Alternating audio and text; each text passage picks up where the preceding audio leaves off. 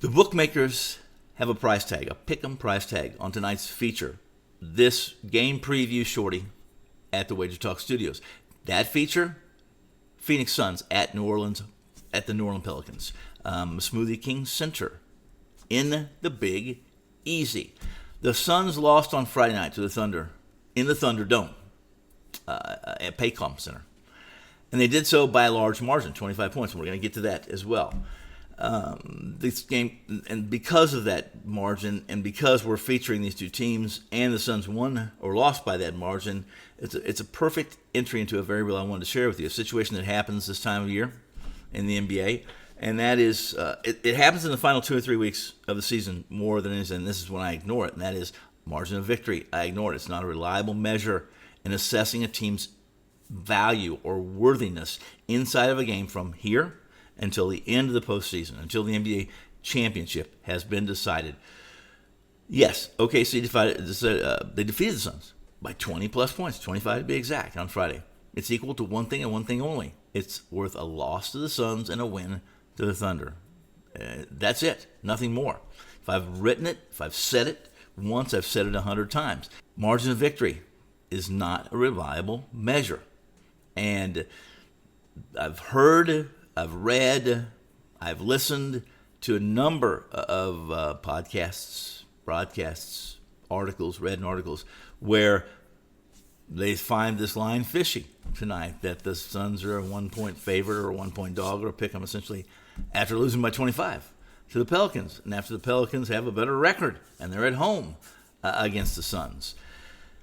You're going to find the situation relevant at this time, again, through the postseason. Do not attempt to put a value on a team or devalue a team because they lost by 20 or so points in their previous matchup. It's no different than recency bias, and it doesn't work overall long term. Tonight's is a postseason game for both the Suns and the Pels. And if you do not believe Phoenix is worthy to being in a pick'em in this situation, I'm going to break it down for you. And before I do so, before I get into the meat of the why and the what and the who and the when and by how much, I'm under directive from the Wager Talk team, the Wager Talk TV studios, the center here, the media center, that they have done something special for anyone and everyone who's a visitor, be it every day, or a regular client. 90-day all access. All sports packages have been discounted under $6 per day. Not an April Fool's joke, although this is April Fool's. 90-day all access packages from your favorite Wager Talk tout, your favorite consultant, your favorite handicapper, just $539. That's less than $6 a day, every play, every day for a 90-day period. Phoenix Suns, New Orleans Pelicans. That's our feature. They're ready for the showdown. This is the second meeting. Suns won the first meeting and won it by 15, 123-109 in the Big Easy. New Orleans without branding name, possibly Jose Alvarado, who's listed questionable. Does that matter? Matters. It matters, especially to the offense of the Pelicans. Phoenix trailed by 9 at half in that Oklahoma City loss by 25-19 in the third quarter game set match. They didn't show up for the fourth. They played the reserves, et cetera, et cetera. The New Orleans Pelicans, they've been a winning proposition this season, 40-32-2 against the number. They lost to the Celtics on Saturday, much in the same fashion. They got a big lead in the first quarter, gave it away, were down by double digits at half, and the same thing in the third game set match they rested. Now Zion still had 25.